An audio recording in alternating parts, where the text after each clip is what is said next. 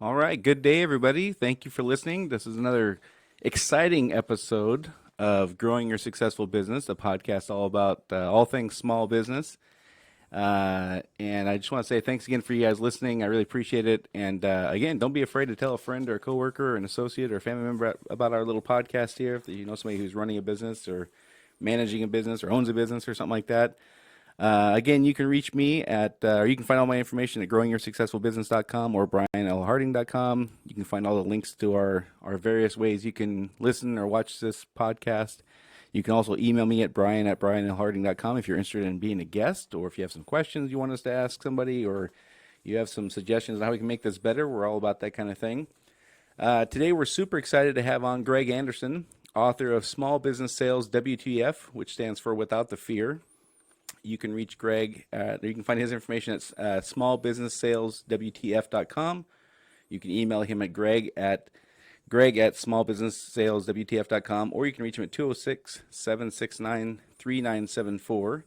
Greg was born and raised in Gig Harbor, Washington. He has a BA in communications from Western Washington University. His first sales job was in the ladies' shoe department at Nordstrom's. I can't wait to hear about that. That had to be super exciting. I got a lot of questions about that. He spent the last 30 years working in sales as a business development manager in the printing industry. And in that time, he's worked with clients that are sole proprietors and also clients that are with Fortune 500 companies. And so first of all, thanks a lot, Greg. Welcome. Thanks for coming on. Thanks for having me. Super excited. Of course, sales is a big part of any business. Some would argue that it's the most important part of any business. And I don't really have a small... I'll make that argument. I don't really have an argument against that, although I think there's competing things for sure. But you can't have a business if you don't have sales. I think that's pretty much business 101, right? Correct. So you've written a book on this super exciting topic that scares the hell out of most folks. Why'd you write the book? What makes you an expert in this kind of stuff? Well, after 30 years working with large and small customers, I realized just how little resources there are, a few resources there are for very small businesses. So I thought, maybe I'll explore that. Just below that consultant level, where the big consultants are up here, I'm right below that, where Right. the single person proprietor can't afford a huge consultant to come in and assess their business. Right. But there's a huge need for that to grow your business, to get to a big business. So I thought, I did some research. Not a lot of people in this space. And so I thought, I better put this 30 years of background to work, Right. and share my knowledge. Right. So first sales job is in the ladies' shoe department at Nordstrom's. Tell me about that for a minute. I'd love to hear about what that was like. But that was my first exposure to sales, and it was great. It was fantastic. And but being kind of I wouldn't say type A. I'm type B plus. Okay. You had to wait for customers to come in. Right. Right. And I thought that's just not going to work. And I'm not going to be the guy out there in the street corner with a spinner sign. That's just not my idea either. Right. So I need to figure out how to bring people in. And that's how I got into the printing side of the business. But it was interesting. You learn real quick after the first sale that don't bring out 10 pair. Right. Because you'll be with one customer for 3 hours. Yeah. Bring out one pair. If they like it, bring back 9 colors of that pair. Right. And you'll sell 8 sets. Interesting point, because when I read the ladies' shoe department at Nordstrom's, the first thing I thought was, spending an hour and a half with somebody who just enjoys the shopping experience more than they do making a purchase, maybe, and how much time you're spending there just entertaining somebody versus actually making a sale. Yeah, exactly. And you're rated by your sales per hour. Right. So you go out there and you spend an hour and a half, and then you go back and get in line because your coworkers are waiting in line to come out too. Sure. If they're not busy, so you got to wait again in line to go back out to talk to the next person. So you've got to learn really quickly. Make the process happen, take care of them, but keep it going. Right. So I'll ask you my other shoe-related questions when we're done here. I'm sure nobody else cares about that but me, but I find that very interesting as a profession. So this book is intended for very small businesses and 10 employees or less. Is that what you're considering a small business? Well, yeah, I do a little bit smaller than that. I would say if you're an inventor and you have a neat product and you want to wrap a business around it, this is the time to start thinking about sales. Right. If you're a sole proprietor, right, Mm-hmm. you still have to sell. You can't just rely on business to come in on its own. Right. It doesn't do that very often. It does, which is great, but you can't rely on that. So I would say from there, I'd say 0 to 10, 0 to 15. That's about where I'm playing. You get above 20, 30 employees, there's some big consultants out there that like to charge you a lot of money Right. to come in and assess your entire business. I'm focusing on sales, a very narrow segment. Gotcha. And sales is one of those things. There's a handful of things that are really scary for people in running a business. Accounting is one. legal is one, HR should be one, although some people aren't even aware enough that how scary or how scared they should be when it comes to HR. But sales ranks right up there. And we've talked about in the, many of these podcasts we've had up until this one, we've talked about, the deer in the headlights look that people get when they've come to me personally and say, hey, I really want to hire an outside salesperson. And I say, that's absolutely the worst thing you should do right now. You should go out and be an outside salesperson. And you just see the look of terror come over their face. Oh yes. What is that all about? What is this fear when it comes to sales? What's that all about? Well, let me tell you a quick story. I had a customer who I asked a question. I said, how did you get this order? Because her order comes to me. I'm in the printing, right? The printing industry. So she said, I don't know. And this is a huge order, right? And I said, well, who sent them your way? I don't know. She had no clue about where the order came from. And I said, what if this person has 10 friends who do the same thing? And they have 10 friends. Right. Why do you ever actually go out and sell your services? Because they're great. And she said, no, that's where WTF came from, because she didn't use the acronym. Right. I said, why don't you sell? And she said, it scares me to death. Right. I don't want to call anybody. I don't want to talk to anybody I don't know. And I thought, wow. So I told her about my book, which was in progress at the time. Yeah. She said, I need your first copy off, because I need to do that. I said, yes, you do. Because you're not going to live on the water with a fancy car like you have without keeping that was her hobby job. And it made way more money than her day job. Right. And yet she was trusting her entire future to chance and hope. And that's dangerous. Right. So it helps. So how do people overcome the fear? What are your instructions, or what are your suggestions to folks or is it just understanding the process and reminding yourself it's not personal and it's just a numbers game in some cases? I mean, what is the method to overcome that fear? Well, there's a lot. We could list a bunch of bullet points, but one of the things is that people view sales a certain way. And you get that from, TV shows and the 6 o'clock call at night and the door-to-door salespeople. That's not what I'm talking about. Right. You have to view sales as more of a conversation. Mm-hmm.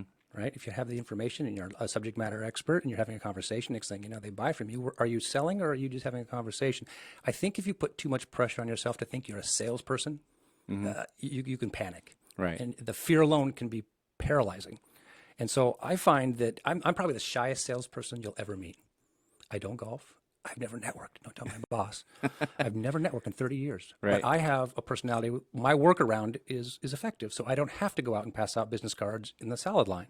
Right. It's just not my style. I wish it was. I'd probably sell more if I did. Sure. But you need to take away the connotation of what being in sales. What I talk about is not necessarily how to become a professional salesperson, just to understand enough about the process as a small business owner so you know what you're doing. You can actually coach somebody to do what you want them to do. Right. And dissect it when it's not working. So don't have to be an expert, but know enough is all I really am trying to impart. Gotcha. So for folks who are, when you first approach them with this and they say, oh my gosh, I have no desire to do this and it scares the hell out of me, what's the first thing you tell them to do? What's the first thing you say to do to overcome that? Well, I've always tried to keep a positive note. You notice the title of the book is positive and negative at the same time. Right. It mentions fear, but without the fear. Don't get too wrapped up in this. But I do go a different direction. I'll say, well, okay, what happens if business dries up tomorrow, or next month, or next quarter? And they're like, well, business is good. And I go, I know. It was in 2007 also. Right. In 2008, people had a different answer. Right. So I said, so you never need it till you need it. I said, so you just got to figure out a way to understand that every business, I don't care how big or how small, every business has a sales element. Right. And you have to have it. If you don't, you may grow, you may not. You can just flip a coin. Right. That's dangerous. So it sounds like you're shifting the fear from the act of sales to the fear of the company going out of business. There's always a bigger fear out there, Right, right? I mean, I've been in sales 30 years, and you think, oh my gosh, what if I have a bad quarter? Well, you can have a bad month too, right? You've got to take care of business, and you've got to realize as a small business owner, whether you like it or not, you signed up for sales. Right. In some capacity. You don't have to go out there and be professional. Right. But you do have to understand it. Yeah, and I do. I have encountered many people who own a small business who are in various phases. They could be a month in or 6 years in. And the idea when they started the business was, I'm really good at making my widget, whatever my product or service is, and I'm going to do well enough to then hire a salesperson who's going to really take me to the next level. That seems to be kind of the prevailing thought in a lot of ways. And, from my perspective, that's absolutely the worst possible scenario. Well, yeah, who's going to train them? A person who's never been in sales? Right. Who's going to train them? Who's going to manage them? How do you know what the expectations should be? How could you possibly empathize with them when they have a bad month or they have a bad week or they go through a spell where there's just nothing happening?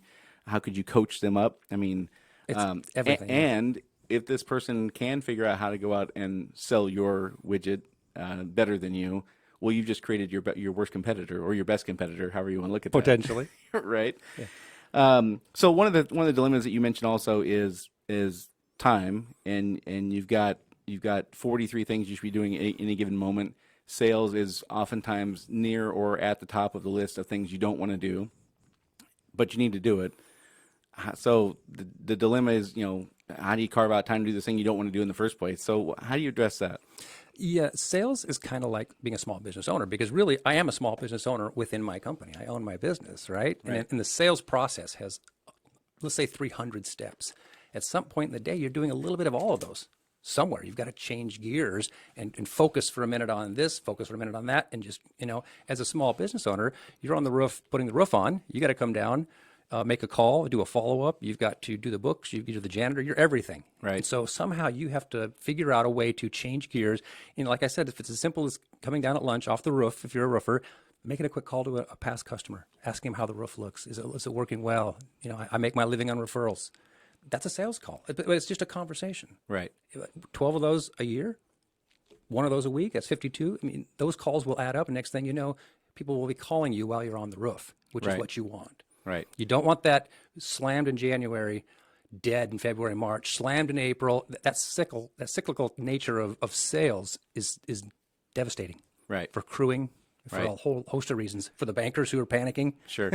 So sure. You need that level load that for your spouse. for your 401k, whatever you want. Right. But you have to figure out a way to smooth that out a little bit so you're not feast or famine. Right. Because you can't plan. You can't rehire the person you just laid off because they found a job somewhere else. Now you have nobody you can hire and you're all of a sudden busy. Right. So how are you going to do that? How are you going to manage that? And it's a good problem to have, having to hire, but you don't want the reverse of having to let them go because you're in that trough. Right. So it sounds like in some ways what you're saying is take the pressure off of the sales process being a yes or no kind of a process, which is what we all tend to do. We need to convince customer Y to buy product B, and we're going to come to a point where they're going to say yes or no. And that if they say no, that feels really squishy to us, and we don't like that. And that's where we are repulsed by this whole sales thing, is being told no and the fear of rejection. Fear of rejection. All that kind of stuff. So it sounds like what you're saying in many ways is just to shift your idea of what sales is from this yes or no proposition to I'm just sharing information and I'm going to be a resource for people when they have a need for a product or service I provide. Then I'm the resource they're going to go to because I haven't put this weird pressure on them to buy, and I haven't set up this whole process as being me asking somebody to the senior prom, and what if she says no, right? Never happened to me before. Right. So it sounds like you're just shifting kind of the mindset of it and the process and getting away from that rejection piece. Is that right? Yeah, and a lot of things I talk about in my book, I have a list of terms you won't hear in my book. I don't like some of the traditional sales terms. I don't like belly to belly, dollar for dollar, dollar to dollar, closing the deal. I have never convinced in 30 years, I've never convinced or persuaded anybody to buy from me. Right. Ever. It's not my thought process. My mentality is I'm a consultant. I'm a subject matter expert that happens to work in printing. I can help you make better business decisions. Let's chat. If you don't like me, you don't like what I'm doing, or it's not a good fit, hey, I'll help you find somebody who's a better fit. Right. And that comes back tenfold. So you've got to think of it more as I want to go out and make some friends, expose myself to the community. And don't get me wrong, we're selling. But if you don't think of it as selling, it makes it much easier. The fear starts to fade when you're just talking. Right. Right. You find things, you ask questions, you have a conversation.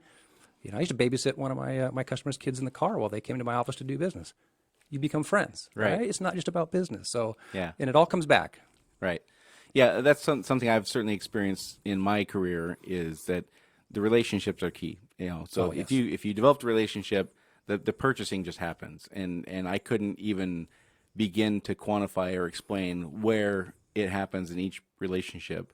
But some of our biggest customers I've never sold to. We just begin making, we begin a relationship, and we begin to talk about all kinds of things, from boating to the weather, of course, and silly things like that, if they have kids or whatever. And next thing you know, they're a customer, and there was never a time for some of our biggest customers where I said, "Hey, will you please buy this product from us?" Right. It just It's never more happened that natural way. than that. Right. You know, we get along. You like people like to buy people from people like them. You mentioned that, Right. I think, with one of your previous podcasts. Uh-huh. You know, if you don't like me, let's not work together. We got to spend time together a Right. lot when we work together. Right. And so let's just make it fun. Right. And don't get me wrong. There's a science behind this. I sound a little squishy, a little bit touchy-feely, but it's a process. Right. And the process has to be bonding, getting to know, understanding who they are, what they like, what they don't like, and then deciding if it's a good fit. Because you Sure. don't want to take on a bad fit because you're probably going to have a low chance of success Yeah. and ruin that whole relationship to begin with. Right. So Right. So, what are some of the when people come to you? What are some of the biggest misconceptions they have about this whole thing? oh boy. Like I said, how much time do you have? We got about 25 minutes left. Well, the misconception I get a lot of is kind of like acting, right? People have this perception that you have to be really good looking to be an actor. Well, you know what? If that's the case, 90% of Hollywood would be out of a job. Right. I mean, there are some people out there making really good livings being character actors. Same thing, you know? I mean, you just, it's not what everybody thinks it is. And so, So there's room for Danny DeVito there also. You don't have to be Arnold Schwarzenegger, is what you're saying? exactly. So people they think that they have to have a certain personality or certain look to be in the public space or to handle sales or be a golden-throated pitch person. Right. Absolutely not. Some of the best people I know are methodical, quiet, ask good questions, offer good solutions, follow up on time. Just the bare basics, but they're very, very smart about how they do it. And you don't have to be the loudest person in the room. You don't Right. have to be persuasive all the time. You don't have to manipulate ever, which people think. And so that manipulation, that can you hold the pen in your teeth kind of line. Right. If one's good, two's great. Right. Wouldn't, if you're buying space shuttles, that's not necessarily the case. Sure. One will do for a while. Right. So, yeah, it's just that whole idea from TV and their friends, the door-to-door salespeople, on that 6 o'clock call from a telemarketer. Right. That's the view of sales, and that's not. So we don't want to be used car salespeople. We don't want to be a telemarketer, and that's what we equate sales to. That's where we get all. Because that's what we get the most exposure to. I mean, I'm in what I call professional sales, right? When I'm talking to people, I've pretty much decided they have a need, and I think I can fill it. Right. I have a solution that I think they'll like. I'm very rarely calling anybody and asking them, do you need printing? Right. That never comes up. Right. I don't really sell printing. I work with customers, and Yeah. so it's. So in the sales process, what are some of the So we get over the idea of what sales is, and we've shifted our focus on sales. In the sales process, what are some of the things that people are generally doing wrong that you are now beginning to educate them on improving? Good question, and let's go back a little bit because my focus is really with business owners. Right. So there's a lot of people working with existing salespeople and sales managers, making them better. Gotcha. I'm not here to train somebody who knows sales. I'm here to talk about people who don't know anything about Gotcha. it. Okay. Right, but one of the biggest problems and mistakes they make is they figure business is good. I don't have time to worry about this. Right. And like I told you earlier, in 2007, in 2008, you get two different answers to that. Yeah. You know, I have some stories in my book that talk about a custom home builder who I asked him one day, how do you get new business? He says, it just keeps flocking in. I can't keep up. In 2009-10, he's laying off everybody. He's selling his spare car in the garage and Right. the summer home and trying to just keep floating.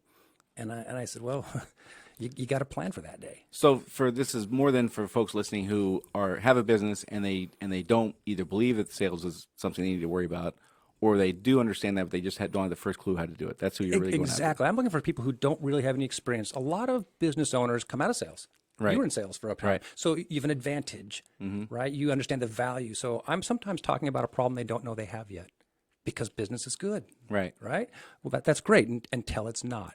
What's the rule? 80% of your customers supply 20% of your businesses, of your gross revenue. Right. What if two of your biggest customers leave? Right. It's too late to figure out. You can't panic. If you have a sales process in place, they leave, you're already in the process of replacing them. Gotcha. So for folks then who have no concept of why they need to be in sales or what that even looks like, what is the most important quality then when it comes to sales for those folks? What do they need to know coming out the gate? What's the most important thing for them to focus on? For me, and you can ask 100 sales reps and get 100 different, Sure. Right. Sales professionals, excuse me. But I always harken back to creativity. And when I say creativity, I don't draw, I don't paint, but it's all up here. My creativity is upstairs, and it's how you, like I said, there's a lot of steps in the sales process, and you need to be creative at every step because your competition isn't, not usually. Right. And it's that extra little spin on things you do that can really make the difference. So what's an example of something that is super creative that folks wouldn't think about on their own? Okay, I'm going to give you one of my secrets in my book. It's one of my favorites. All right. It's a, I don't think anybody else is doing it, but after this goes live, I'm probably going to lose the uniqueness. Well, there's only like 4 people listening, so you'll be okay. Including us? Or Right, okay, good. Well, including maybe Sadie 6. and the 2 of us, so we're already up to 3. Okay, good. Well, I needed a way to duplicate myself and I'm a small business owner in my day job. And so I need to be able to make new calls to new customers and grow my business, but I'm out in meetings and I'm busy. I'm actually working a lot with existing customers. So I thought, how do I do that? So I decided, okay, I'm going to go get all the top job hunting sites like Indeed and other job employment sites, and you can search for a job that you want. So I signed up as a job search person. And I put in keywords for my business. So I put in print buyer, marketing director, director of marketing, supply chain logistics. These are the people who work around print. I go to work, and then at the end of the day, I come back and I got 15, 20 job offers or job postings in my inbox. And I now know they all deal in print. Right. Every company that is looking to hire those people deals with print. So I've just saved myself a heck of a lot of work. I couldn't do it when I was in the meeting.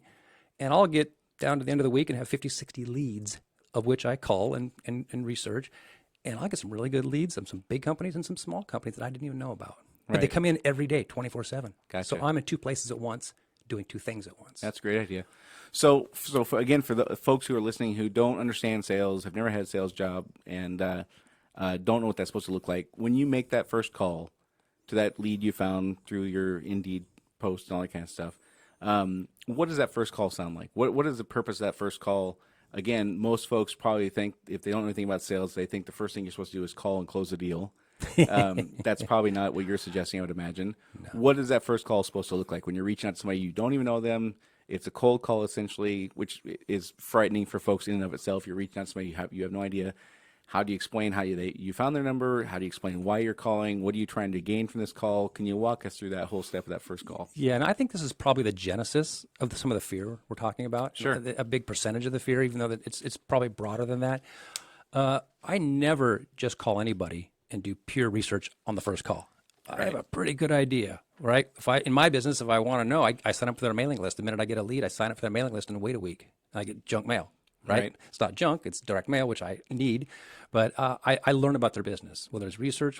So when I call them, it's great to say, hey, I've seen your catalog, I've seen your website, I saw you on Facebook, or wherever you saw them. You have to have a reason to call. Right. So if you don't have a reason, Find a reason. Click. Find a reason. Yeah. Always find a reason to make the call and find a bridge at the end to call back when you're on your next call. So find a reason up front, leave a bridge in the back. So when you say leave a bridge, what you're saying is before the call ends, set up a reason for you to call besides I'm going to call and close a deal. Can I follow up with some more information? Right. Do you have an email address? Because and there's also a variety of ways to contact you. I wouldn't recommend just willy-nilly going out on Facebook and reaching out to people you don't know. Probably going to get you kicked off. Right. That's the telemarketer we don't like at 6 p.m. Right. Yeah. But that information is valuable. That data is valuable, and so you can email them.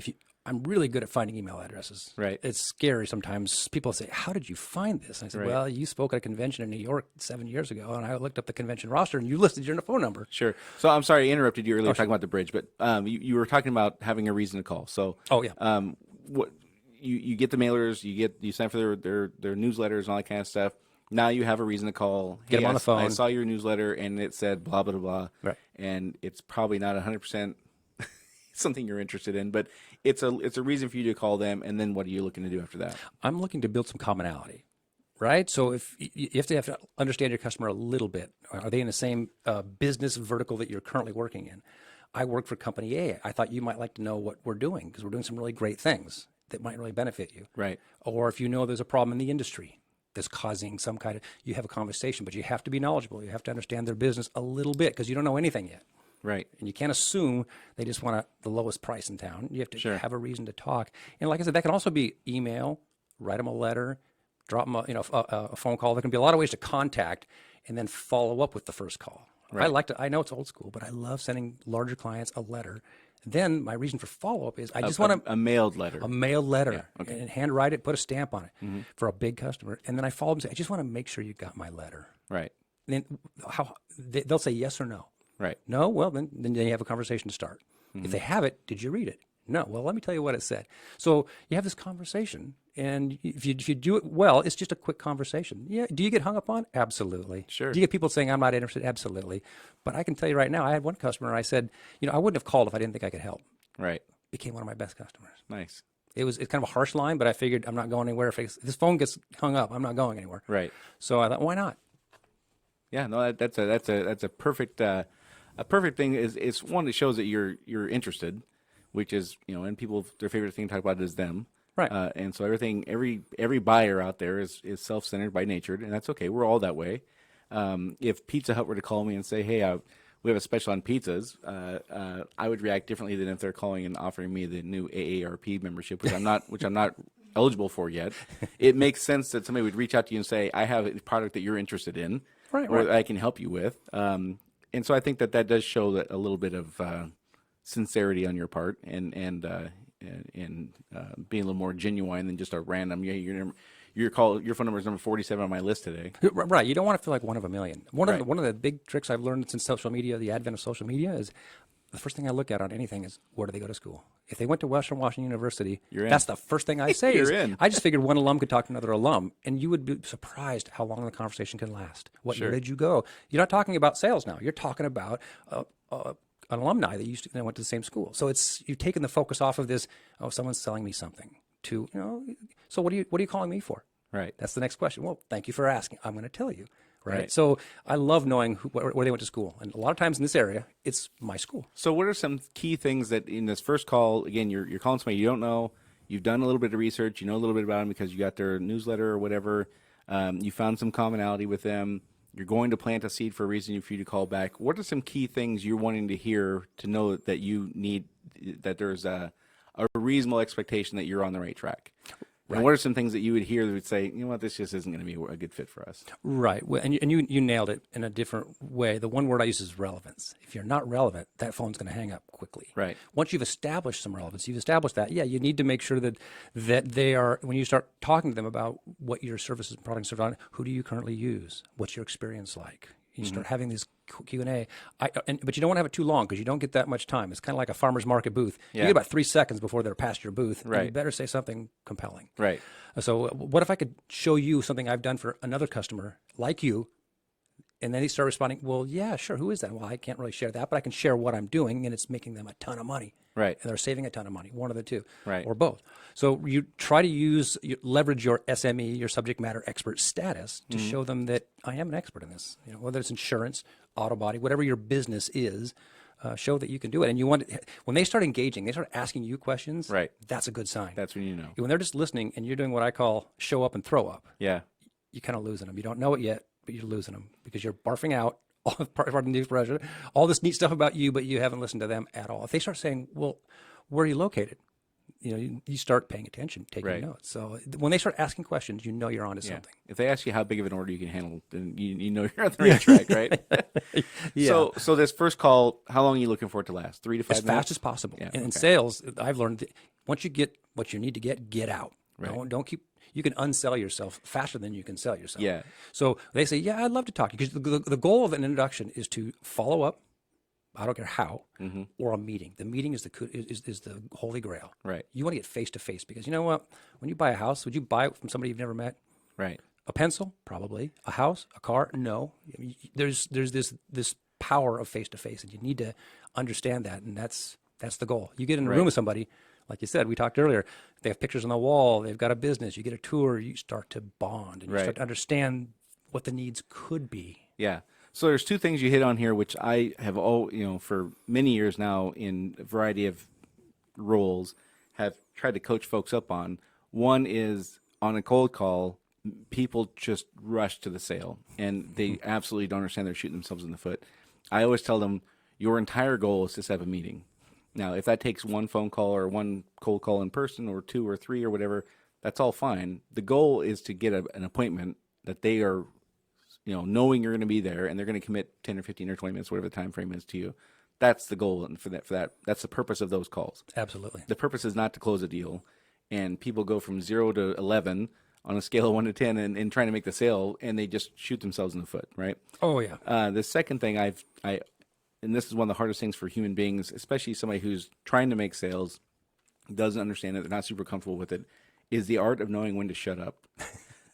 Knowing when to shut up is absolutely one of the key things in making a sales call of any sort. Because like you said, you can, once the moment has passed, if you don't have any kind of recognition or you don't have intuition to tell you when the moment's passing, you just keep talking, you're going to annoy the crap out of them. They're going to be like, just get out of here, you know? Well, exactly. If they say, I'll take an appointment, let's set it up, and you keep selling. Right. And you're going, and they're still going, what day works for you? And you're still selling. Yeah. You take the clue. Yeah. You're in. Just Yeah. get the appointment, Shut set up. it up, shut up, have that conversation in person. Right. The phone is easy to hang up. It's hard to kick you out of their office. Yeah. Literally. I've seen people get that cue and just keep selling until the person finally says, you know what, never mind. Just, this is not good. Or you say something that they hadn't, they uncover something you're still talking, so they uncover something that, oh, you used to work there? Oh, I didn't like that place. Right. You must not be a quality person. Right. Get out. So yeah, you can uncover things that don't need to be uncovered by just rambling. Sure. So the first call is short and sweet. Your goal is to find commonality. Again, you're looking to book the appointment, but if you can't book the appointment in the first call, you're just trying to find a reason for you to then follow up. Right. And there's a thing in our business called the cold call, which I don't really like that. I like to call them warm calls. Cold to me is kind of a chilling kind of thing. But there's a joke called the honk and wave. You know, some people think, hey, I went out and met a customer today, and the boss says, well, what'd they say? I said, I don't know. I honked and they didn't come out, so I just kept right on going. Well, that's not a cold call, right? But the idea is, on average, in some industries, it's anywhere from 1 visit to 10 visits to build enough of a bond to get a proposal request or to get some serious traction. And if you give up in 2 or 3, in most industries, you're not going to get anywhere. Right. So you've got to be able to have that bridge to the next call, the next meeting, the next phone call, set it up so you have something to talk about in the future. So. You know, the other thing with folks who experience frustration because it does take multiple visits, one of the things I've told folks is, okay, it's taking you multiple visits because they're very loyal to their current supplier. You want to be that supplier that they're very loyal to.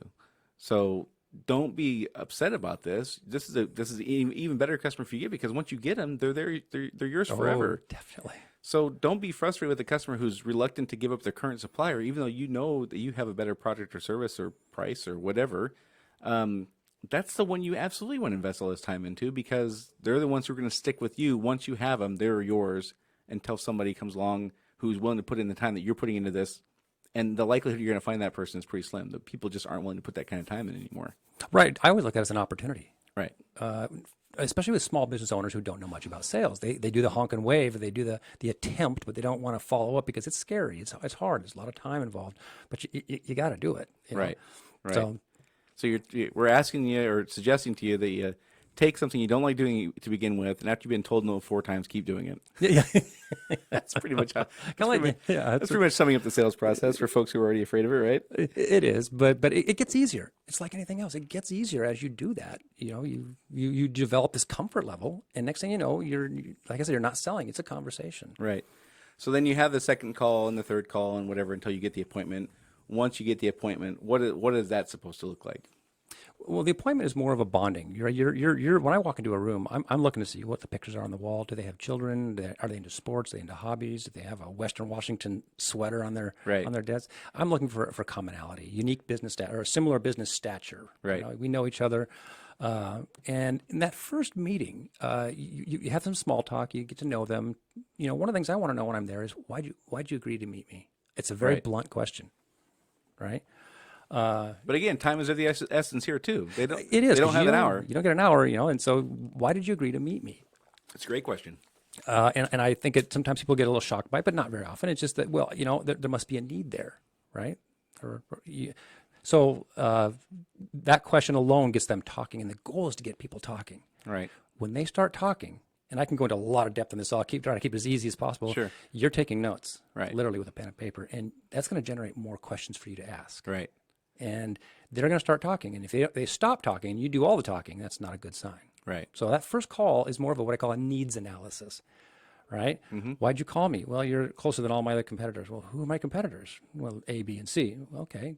You know, so what are you experiencing? What kind of pain are you experiencing? Why am I worth it? Right. I mean, so you have to realize that their time is precious. So if they agree to see you in person, there's something there. And it's your job to find that out. And if it's a product that they're currently buying and they're buying it from brand X, and you ask that question, which again is a great question to ask, why did you agree to see me? And they say, well, my current supplier messed up by doing X, Y, and Z.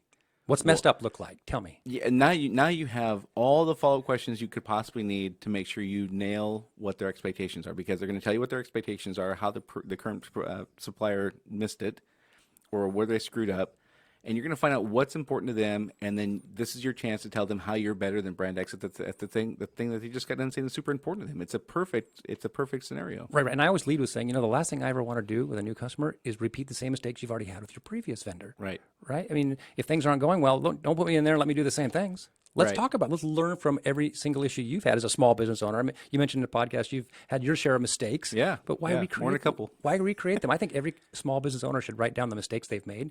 And then when they bring on a new vendor, they look at that list to see if it's appropriate to talk about it and say, these are the problems we've had with my suppliers. Right. I just want you to be aware of the problems I've had. And I would write them down as a salesperson in a heartbit. Sure. And then I would quantify them. Which ones cost you the most money? Yeah. Right? Well, And one of the key things for the meeting that I would strongly recommend to folks is when you come into that door, realize that it's not about you; it's about them. exactly. And it's so, for whatever reason, this is just human nature. Again, everybody's favorite thing to talk about is themselves. But when you're in a sales position and you're walking into that meeting, you have to consciously turn that off. Everything is about them. What do they want? Why do they want it? How do they want it? When do they want it? And the more you're like you said, if you're doing all the talking, you're talking about their least favorite thing, which is somebody they don't know or care about. Their favorite thing to talk about is them. Odds are Their least you're favorite thing talking to talk about yeah. is somebody they don't know or care about. or your assumptions of what you think they want to talk about. Right. List of all the things that, as a small business owner, why you might make a purchase or not make a purchase. Price, quality, service, turn time, risk, Right. you name it. There's so many. To go in there assuming that, everybody wants the lowest price. That's always the assumption, isn't it? Well, it's a given. In my business, price, quality, and service are the big three, but I can give you 10 more, right? That I've had customers say, I don't care about price. I got to get a good price, but it can't be late. Right. If it's late, I'm fired. I'd rather be... So they pay a little more, right? So, but if you don't figure out what their needs, goals, pain, and objectives are, in that meeting, you're trying to figure out if there's a fit. It may not be a second visit. You may not need it. You may go, you know what? I really can't help you. And Right. be honest with them. But I know who can. Right. Right? We produce millions of pieces. You're looking to produce 10 pieces. I can do it, but you don't want to pay that. Right. And you become a consultant. You tell them So you listed off 4 things we're looking for in that first meeting: needs, goals, pain, pain, and objectives. and objectives. And Okay. so the key there is needs. A lot of people need low price. A lot of people want low price. Right. But I had a customer once, I quoted a job for a customer, and it was like $20,000. And I was $7,000 higher than the previous bidder. Right. And I looked at him and he said, you're $7,000 high. And I said, this is when I was too new in sales to know that this is a great question. Right. I was just stupid lucky. I said, so what does that mean? I didn't walk out like most people do or say, oh gosh, I can lower my price. I said, what does that mean? And he didn't say anything. And I looked at him, he said, you better not be late. And I said, really? So I looked down at the job file. I said, I'm going to leave. He goes, yep, you can leave, but don't be late. So I grabbed that and ran out because I thought, how do you close a deal when you're $7,000 high? The last 3 vendors were low bidder, but they were late every single time. He gets billed $1,000 a day by the federal FDA. Right. Every day he's late with his formulary, he gets billed $1,000 a day by the feds. He said, all my low bidders became high bidders before the job was done. Right. I just need to know it'll be on time, and I'm willing to do that up front. Right. And so don't assume the price is it, right? Because it not always is. Sure. So one of the things I would recommend for folks before you walk into that meeting is, for your industry, identify what are the top 5 things people care about. In yours, it's price, Quality, service, turn time, time, yeah, and delivery. logistics and on-time delivery. On-time delivery is what I was getting at. Yeah, thank you. So you have your 5 things there for printing. Those are your 5 things. And you can assume everybody wants those in some degree. Right. But your job is to figure out the hierarchy. Right. So that's what I was going to get at, is every industry has something that sounds like those 5 things. And if you're building websites, a couple of those things may not be applicable, or if you're doing plumbing, a couple of those things won't be applicable or whatever. Right. But every industry has those 5 things. And so when you walk into that meeting, you have to say, here's the 5 things I'm suspecting you care about. Is there anything I missed from this list? Give them a chance to interject, take out this number 3 and put it in this one instead. I really care about this. And then say, could you put these in order for me? Which one's the most important? And price is rarely going to be at the top. Right. But Which stuns people. But we all assume walking in that assume. all they care about is the lowest price is going to win. That's not how the world works. We all think that, but that's not how it works. If you survey people on how much their paycheck should go to hourly rate versus their 401k versus their benefits on stuff, the pay is never at the top. Right. And people, we don't operate that way, but we all assume that we operate that way. It's really bizarre. Dangerous assumption. So have them put those 5 things in order. And then when you do get the price objection, you say, yeah, but this wasn't the top priority for you. This was the top priority for you, and we're going to absolutely smoke this one. We're going to absolutely nail this one. Right. And if you really want to make them choose, which is kind of what you have to do sometimes, is okay, if I'm on time but I cost more. Well, no, or if I'm late but I have a cheaper price, or if my turn time is faster but my price is higher. Let's pick and choose here. Let's itemize this. I've done it plenty of times, and you can quickly do it on the top 3 or 4. You can find out what's number one. Right. I once had a customer after I thought I knew the answer. Right? They came back a couple months later, and I said, why did you pick me? And they said, you know what? You're the only one I think that can keep me off my boss's radar. I said, what? Perfect. Keep me. He goes, your price wasn't the lowest, and I told you all that. He says, but every time I screw up or every time something goes wrong with a vendor relationship and we miss a date, my boss is in my office. I don't want her in my office. Right. I'm sick and tired of her being in my office and I having to explain. And you've never made me explain. And as long as you keep doing that, you're my guy. Right. And so just being off their boss's radar was their need. Yeah. Right. I knew 100 people that could do what I was doing. Right. Maybe even do for less And money. 60 of them are going to do it cheaper. Yeah. But they want to be employed. They want Right. to have a relationship with their boss. Is not always confrontational. So when you think you know what it is, I had a customer say he flew out to Los Angeles and worked with me here, and they're based on the East Coast. And I said, I got to ask you. There's a lot of printers on the East Coast. She said, my cousins live out here. Like, oh my gosh, I'm not going to repeat that. Right. But she wanted to visit her cousins while she's out working with me. I'm like, right. That's fine with me. Yeah, but yeah, I didn't. sold. So when you think or even the top 10 in your industry, there's one that's going to surprise you. Right. Right. So, the point I'm trying to make in that conversation is, for whatever reason, we assume that price is going to be the issue, and we assume that the person we're asking doesn't want to answer these questions. They absolutely want to answer these questions. They absolutely want to tell you what their pain points are. They absolutely want to tell you what their objectives are, because they want to hit those things or avoid the pain. Absolutely. So if you ask them this, they're going to be very forthcoming with you, and they're going to give you everything you need to be successful with that sales call, if you just ask the right question. And that's a key word. In one of my favorite books, I think it's Joe Fries, I believe it is, Question-Based Selling. Not all questions are equal. Right. And so asking a good question is different than asking a question. You can ask a question with a closed end, and you get a one-word answer. Yes. Or tell me about your supply chain in the plumbing industry. Tell me about what happens when materials don't arrive on a job site on time. Right. That's a whole different question than, are materials ever late? Yes. Right. You're done. Okay. What does that mean? I don't like it. Yeah, it's bad. horrible. Yeah. You can see the good questions and bad questions. You got to make sure you think about your questions so you get a response. I can get you talking for hours, I guess. Right. I can see it in your eyes. Sure. If materials don't arrive on a job site, you lose money real Right. fast. You got people sitting around. Right. So got to be careful. So then, as you're asking these questions for this customer, you're taking notes not only for this customer, but you're also prepping yourself for the next customer you're going to go see, because generally people are going to have consistent fears and worries and needs and things like that. Right. You're going to find the one-off who the person who wants to fly across country to see their cousin. That's not going to be an example. Not the of norm. That's not going to be the norm. But generally speaking, your customers are going to have similar needs and desires, and they're going to want to avoid certain risks that are all kind of similar. So you're doing homework not only for this customer, for the next customer also. Yeah, and on that paper, just real quickly, those notes are very important. Yeah. You're looking for needs. And Right. your goal, they say if you can get 3 needs, but that's a lot in one meeting. Right. You want to look for what we call a confirmed need. So you're drilling down, you're asking the question, and you get to the bottom and say, well, what happens when this happens? It costs me $1,000 a day in fines. I would circle that. Right. That's a confirmed need. They just told you solve that problem, I can work with you. If you say, I think low price is a need, and you circle that, but they haven't talked about price. You just give yourself a false assumption, and you confirmed your false assumption. You need them to say it or quantify it or talk about why it's a confirmed need. Right. So confirmed needs are not the same thing as just... So before we run out of time, one thing I want to get to for sure is, we talked about the art of shutting up. What are things that you're listening for when you know it's time to close the deal and walk out? But what are so again, for somebody who doesn't know anything about sales, what are the cues you're looking for or listening for to know we're there, now's the time to make the offer, or now's the time to suggest that we need to go to the next step, or however you want to phrase that? What are those cues so we're not over talking, we're not spinning our wheels, we're not sitting here waiting for too long? We've identified all these things. What are the things you're listening for or looking for? But we're looking for them to start confirming what you've already confirmed. They're starting to ask you questions, and if we work on this project, when I have a date, can you meet that? Yeah. They ask a bunch of questions, and they're getting to this point where you're running out of questions. I've answered all these. Yeah. Right. Then you've got to come up with we should really give this a test run. Right. Let's do a test.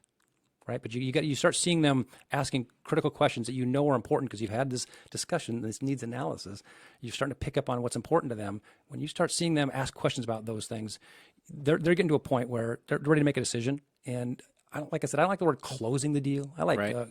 gaining agreement. Gaining agreement. I love That's gaining yeah, agreement. that's It's perfect. positive. Right. Closing the deal is, I got them. Right. Well, that's like a trap, right? Sure. No, gain agreement. You know what? My price, and sometimes at the end, I'll be going, before we go too far, we're talking about schedules. Is my price okay? And they're like, Right. oh, yeah, it's fine. Yeah. Okay, but I didn't know that 10 seconds ago. Right. So now I don't have to worry about that. So you know the price.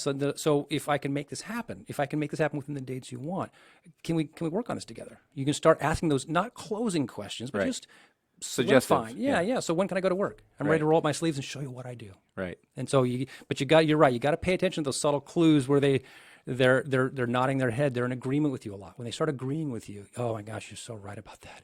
Yeah. Right. Then you know you got it. Whenever they're late, my boss is in my office. Again, you trap them, right? Well, it's not trap. It's just that you've got to a point where they understand, you understand, and if the price is fair and you want to work with me, it's time to have that conversation. You know, I'm kind of busy right now in the holidays and printing. Right. We should probably be talking in June for holiday printing. Right. So there's ways to leverage that kind of urgency, Got if it. you will, to say, I got capacity right now. Right. What are you doing?